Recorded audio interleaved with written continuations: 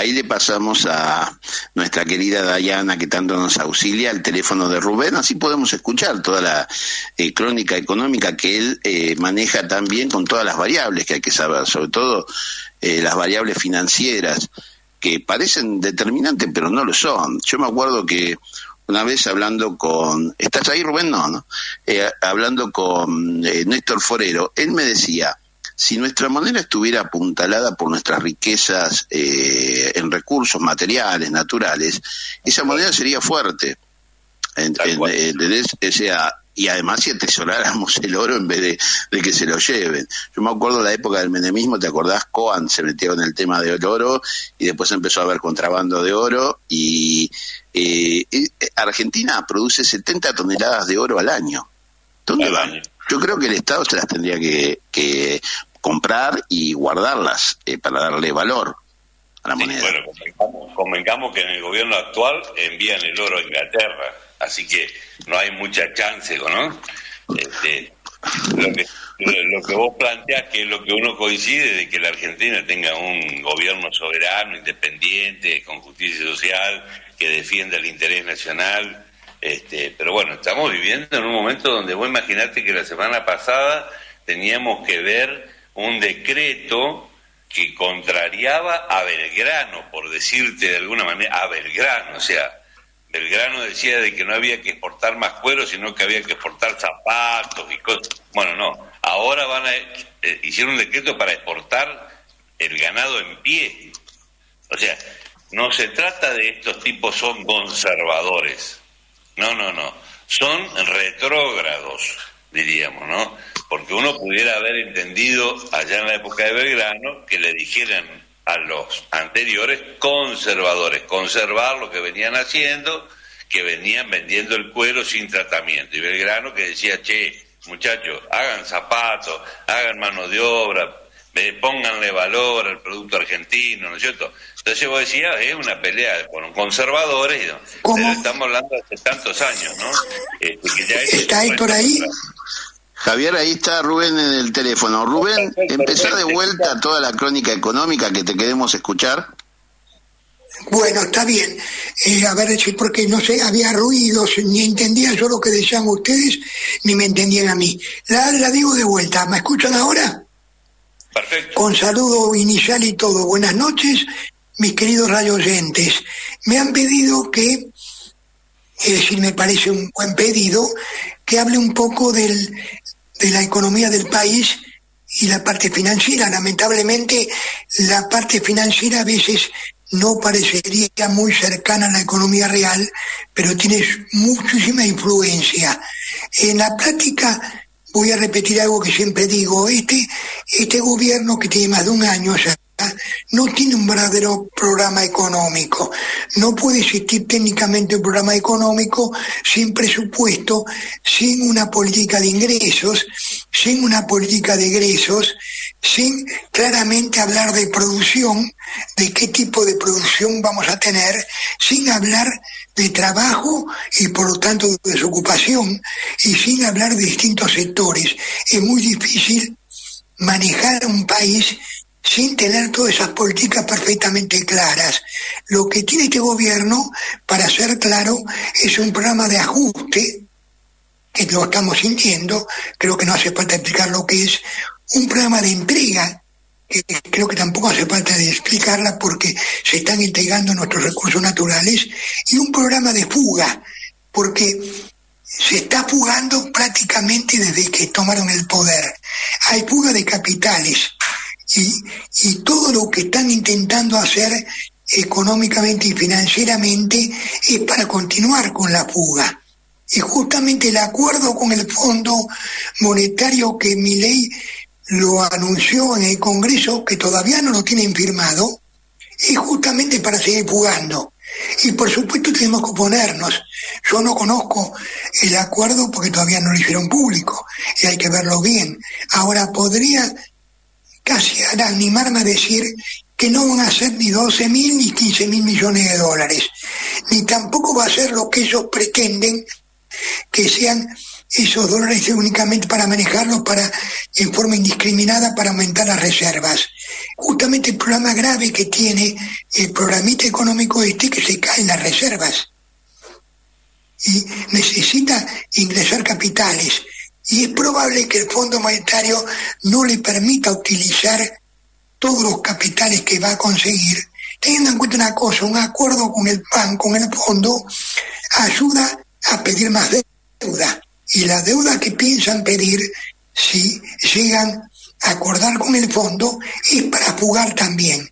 Por lo tanto, sin conocer la letra chica, ese acuerdo es malo para la Argentina, tenemos que oponernos. Y sin conocer otro tipo de cosas, es malo tomar deuda en la Argentina.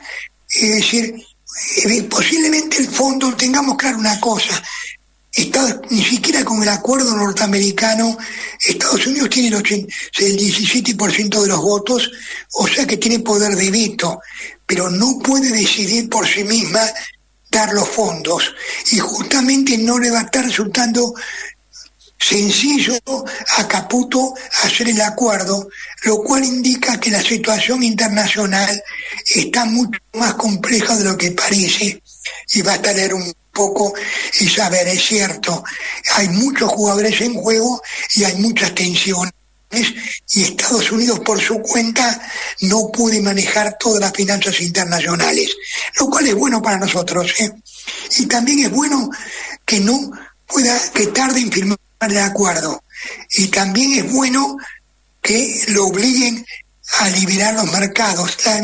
Una devaluación es mala para el pueblo argentino, sin ninguna duda, pero en la práctica mantener un dólar bajo o la apreciación del peso es malísima para la Argentina, porque lo único que significa que están entrando mercadería muy barata que compite muy mal con la mercadería propia de producción argentina, y se permite que un sector pueda salir de vacaciones y algún otro gastos más. O sea que esto es lo más parecido, salvando la distancia, a Martínez de Oz. Es decir, Martínez de Oz puso una tablita, Caputo también tiene una tablita, más sencilla que la de Martínez de Oz, el 1% de devaluación mensual y nada más. Pero la práctica... ¿Sabés qué? Para una cosa que te quería plantear. Primero, quiero dejar en claro que tratamos estos temas porque están íntimamente relacionados a la capacidad de respuesta de nuestro país para defender la independencia nacional. Porque eso es tan importante. Justamente. Siempre muchos pensadores han dicho que la soberanía pasa por la defensa de la economía nacional. Es así, por eso los tratamos. Hablamos de los otros temas. Sí, por supuesto. Que te quería preguntar, no se puede hablar de soberanía. ¿Viste? Sobre la inflación, te quería hacer una pregunta. Decime, si yo hago un índice falso de inflación, donde no meto la vivienda a precio de manera errónea o a propósito bajo... Te va a dar una inflación, errónea. Lo que te iba a hacer una pregunta, si vos tenés 5% por ahí de inflación real, 4 o 5%, pero los aumentos de los salarios son por debajo del 2%, o el 2%, y las jubilaciones también, estás destruyendo tanto la jubilación como si tuvieras 200% de inflación y le das 100% de... Están destruyendo los ingresos de un sector muy castigado. Ahí está el planteo. Dale, te escucho. Sí, lo que ocurre es que es sencillo, no quiero entrar en tecnicismo. Para medir la inflación tenemos que entender cuál es el porcentaje de los gastos, o sea que no es tan sencillo porque las clases sociales tienen gastos distintos.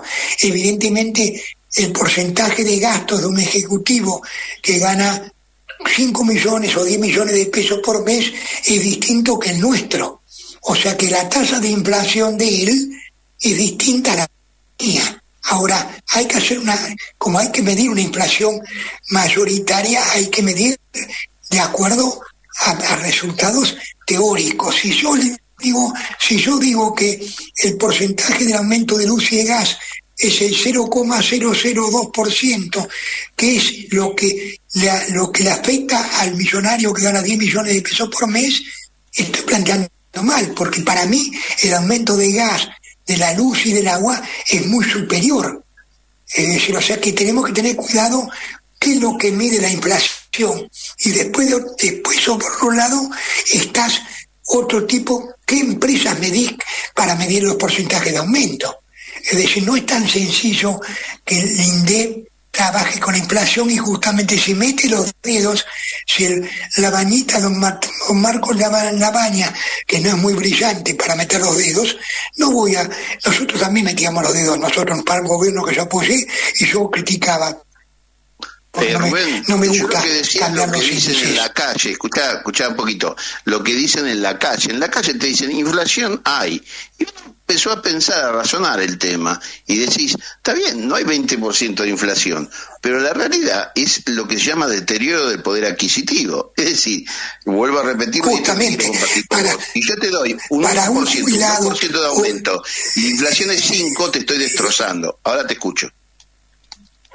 Y jubilado, un señor que trabaja, no es peor para un jubilado, digamos que, es decir, como dicen algunos amigos, los precios no aumentan tanto, es cierto.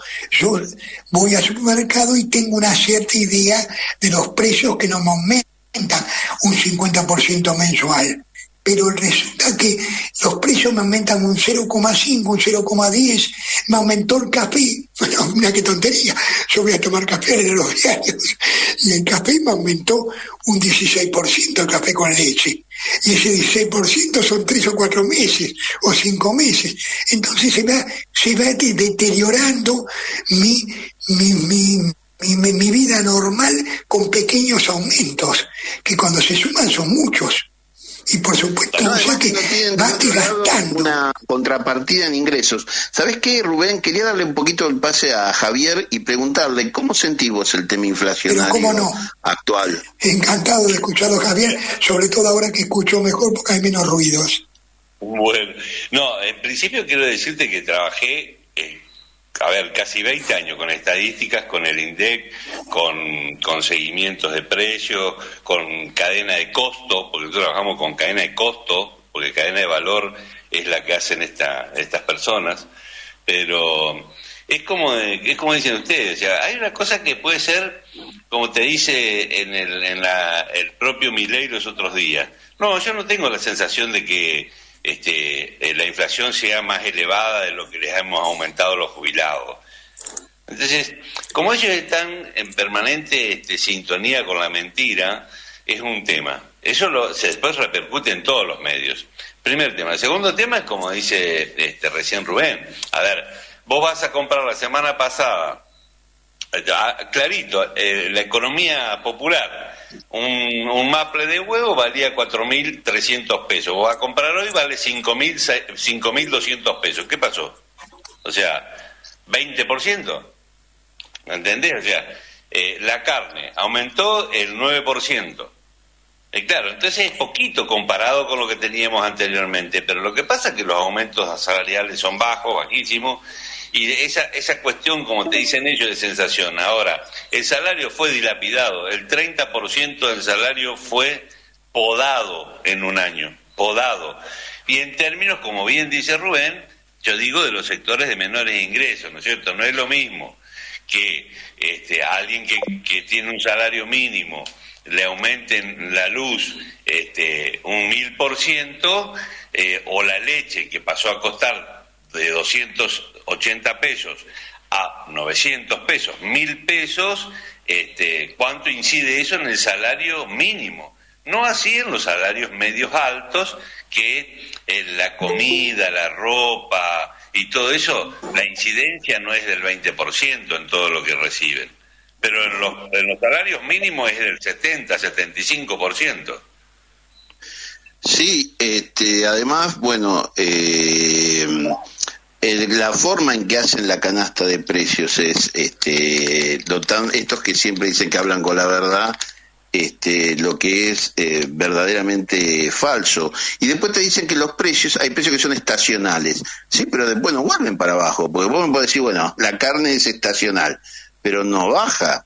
Y después está el tema del negocio de la exportación. No está mal exportar, pero es un equilibrio con el consumo. Si no, no somos el país de la carne, somos el país de la carne para lo de afuera. por algo bajó el consumo de carne vacuna, digamos, ¿cierto? Más del 12%. O sea, baja porque no hay plata para comprar ese tipo de carne. Entonces se compra un poco más de pollo, un poco más de cerdo, se modifican los criterios de consumo por una necesidad. Si vos, más o menos, yo lo sigo a todo el proceso de consumo y en este último año tenés un porcentaje que, según lo que están siguiendo, diríamos los números, más del 45-46% de la población opta por terceras marcas, ¿sí?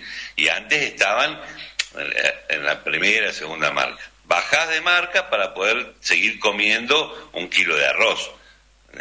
Vos sabés que la otra vez le preguntaban al presidente de la Cámara, creo que es de exportadores de carne, y el tipo no se salía de la alegría, no sabía cómo disimular el hecho de que afuera le pagan fortuna por los cortes o por las vacas que se lleva a China y que ahora no están en el mercado argentino.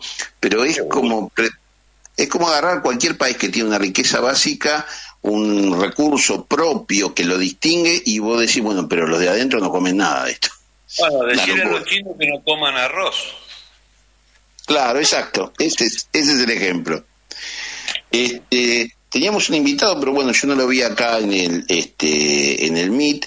Sí queremos volver a decir la soberanía económica sin manejar nuestros recursos financieros, sin manejar nuestros recursos mineros, alimenticios, nuestros mares, no hay posibilidad de discutir otros puntos.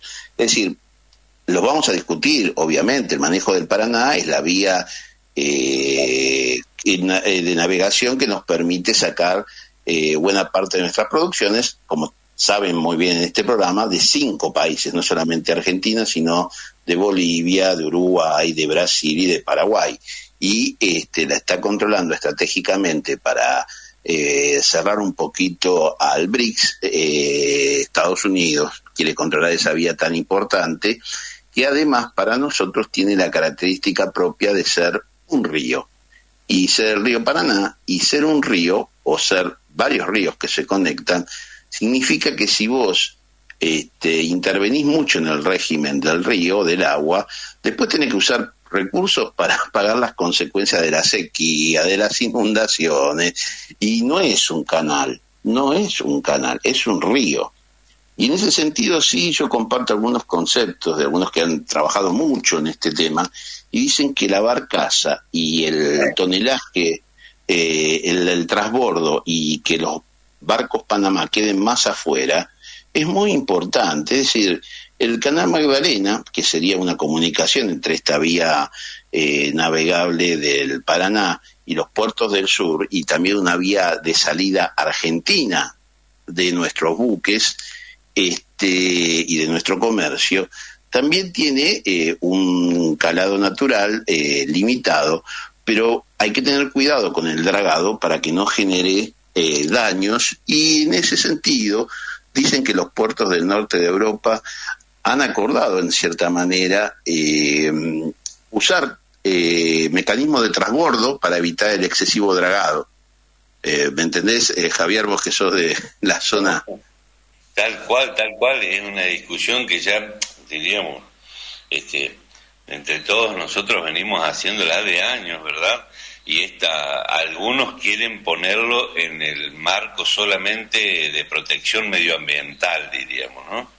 Y la verdad que no, porque como vos bien decías, hay una cantidad de perjuicios que, bueno, por ejemplo, los otros días Bullrich dice, bueno, no hay ningún problema, pasamos de 34 a más de 40 el calado, ellos con tal de entregar todo no tienen ningún inconveniente. Y yo creo de que es el meollo de la cuestión, ¿no es cierto, Héctor y Rubén? O sea, la economía, por decirlo de alguna manera y respetuosamente, que está llevando adelante el gobierno local actual, una economía entre paréntesis, es una economía que va en un desfiladero, derechito al infierno nos llevan, por distintos motivos para entregar los patrimonios soberanos o las riquezas argentinas, para que nuestra economía se deteriore de una manera impresionante. Rubén ha de saber mucho más que yo sobre el tema de lo que está pasando con los niveles de importación de cosas que están deteriorando la producción nacional y están compitiendo de una manera desleal absolutamente, lo cual significa que en unos años eso tiene consecuencias horribles. Ya lo vivimos en los 90. Y este tema, particularmente, como vos te he escuchado 1000 veces, Héctor, el tema de las vías navegables, lo que significa para la economía argentina, es como vaca muerta, si no es más que vaca muerta, ¿no? En el significado económico, en el significado de la protección de la soberanía sobre la vía navegable, el significado sobre la cantidad de recursos que podríamos hacernos como país para poder implementar una política de desarrollo industrial de otras características, y bueno, todo hoy está como en duda, ¿no? Sí, en este punto hay algo muy importante y triste, es que el actual gobierno terminó de cerrar el acuerdo para que el puerto de Montevideo tenga 14 metros de calado, lo que profundiza ese plan Palmira-Montevideo y salida para las exportaciones agropecuarias que nos deja a nosotros de lado. Vos sabés que, Javier, estamos llegando al final, pero es muy interesante este punto. Rubén, lo estaban llamando, está ahí, pero no está por teléfono. No sé, Rubén, ¿estás? Acá estoy escuchándolo. Bueno, entonces dejamos. Entonces hago este planteo y ya los dejo a ustedes que quiero que hablen. Yo creo que hay dos concepciones del mundo del siglo XXI. La nuestra, que construye desde lo local a lo provincial, nacional, regional, que va construyendo sobre un cimiento real y teniendo en cuenta las estructuras históricas, como son las naciones, la nación argentina. Y la que están planteando, además del robo que hay atrás, están planteando Milei y Elon Musk, que es un mundo donde hay grandes centros de consumo, no hay estados nacionales, y donde las corporaciones, como en las películas futuristas, ¿viste?, toman las decisiones por las poblaciones que en realidad son grandes centros de consumo. De hecho, hay literatura sobre este tema. No sé qué piensan ustedes, yo los escucho. Rubén, ¿querés empezar a hablar? Sí, estoy escuchando. Me interesa, interesante lo que estás planteando, lo que hacen las grandes corporaciones, porque justamente vivimos eso mismo.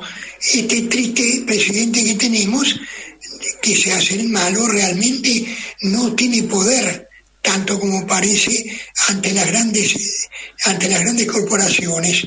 Hay que mirarlo más en detalle, pero fíjense la pelea que está teniendo con el grupo Clarín, porque Telecom, que Clarín tiene una parte. Voy a hacer un análisis que lo voy a pasar por escrito con respecto al tema de Telecom y Telefónica. Es decir, Milei se encuentra con que Telecom, que Clarín tiene el 40%, compra Telefónica decide vender, y es una decisión que toman dos grandes corporaciones, Telefónica por un lado, que es inmensa, y Telecom Argentina, que es más pequeña, donde Clarín, junto con David Martínez, un financista controvertido, si cabe el término, es decir, controlan Telecom, y de esa manera van a tener, ciertamente tiene razón Milei, debo acordar con él, van a tener un porcentaje muy alto de las comunicaciones, pero también demuestra la debilidad que tiene, tanto por ideología como realidad, Milei ante las grandes corporaciones. Es decir, difícil que pueda oponerse a una venta donde probablemente ya comenzó a haber un pago, y no creo que no le dé el juego al pobre Milei, aparte de gritar, de oponerse a estas dos corporaciones. ¿Se imaginan si le va a dar el cuero para ponerse a corporaciones mucho más grandes? Las corporaciones financieras internacionales son poderosas. Los que están manejando el Paraná hizo un papelón con el tema de lo que ellos llaman la hidrovía. Es decir, es muy débil ante las grandes corporaciones. El gobierno es muy débil. es muy fuerte y muy prepotente para martirizar a los jubilados, pero demuestra cierta debilidad de las grandes corporaciones, que habría que pensarlo. Es un tema de política, es un tema para que los compañeros analicen. Tal cual.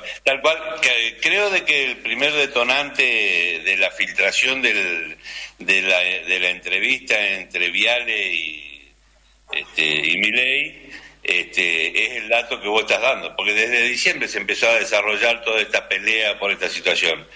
Pero creo de que es un mensaje sobre el tema de la filtración de eso que le hace un ruido impresionante al gobierno, aunque controlado por el medio, ¿no? Todos sospechamos que hubo algún problemita en el medio. Es decir, y nosotros olvidemos que en la entrevista era del Grupo Clarín, ¿no? Le sacaron el prontuario desde el 14 a la fecha con el tema de los manejos de la cibermoneda y de los fracasos de sus negocios. Le sacaron la ficha en una semana. Clarín, el Grupo Clarín, sin castigarlo demasiado, está informando, y es lo que le molesta a Milei. Yo creo que es un tema de apropiación de negocios, es decir, quién se apropia del negocio. Probablemente el gobierno tiene otro candidato, y no un tema de diferencias ideológicas, porque esas ideologías están construidas en torno a esos negocios. Así que... Digo que por manera, Clarín hace muchas décadas que le interesan más sus negocios personales que tomar el control político. Es decir, en esto tengo una consulta. Lo veía así, yo lo veo de esta manera. Es lo mismo que pasó con el papel prensa en el 76.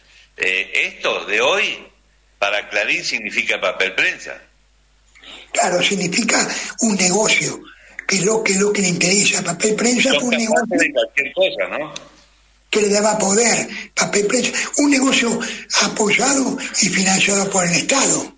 En este caso, parecería que lo va a financiar. Mejor dicho, Clarín no pone plata propia.